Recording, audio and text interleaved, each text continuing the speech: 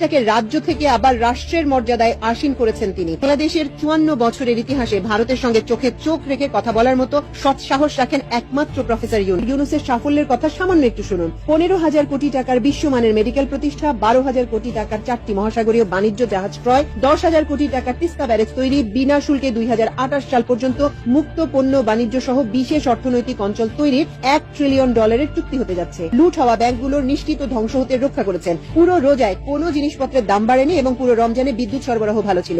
আদানির কাছে বিদ্যুৎ খাত ধ্বংস হওয়া থেকে রক্ষার কোশিশ করেছেন। বৈদেশিক মুদ্রার রিজার্ভ পতন থেকে রক্ষা করেছেন।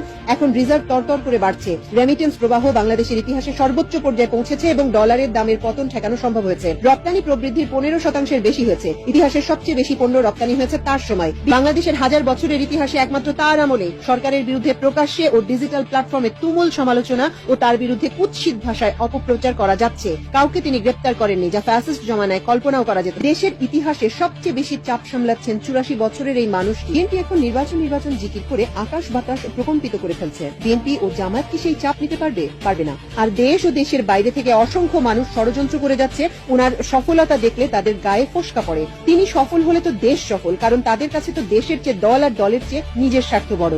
উনি এখন অনেকের স্বার্থের বড় প্রতিবন্ধক, তাই যে কোনো মূল্যে ওনাকে সরাতেই হবে। উনি সফল হলে তো তাদের রাজনীতিই বন্ধ হয়ে যাওয়ার আশঙ্কা রয়েছে।